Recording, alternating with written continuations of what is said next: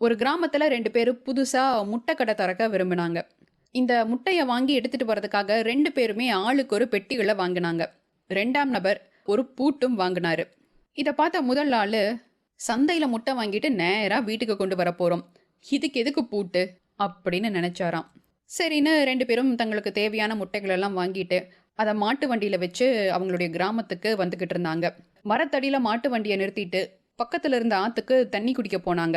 அவங்க திரும்பி வரும்போது பார்த்தா, அங்க நிறைய குரங்குகள் இந்த முட்டைகள எடுத்து வீசி எல்லாத்தையும் நாசம் பண்ணிட்டு இருந்தது.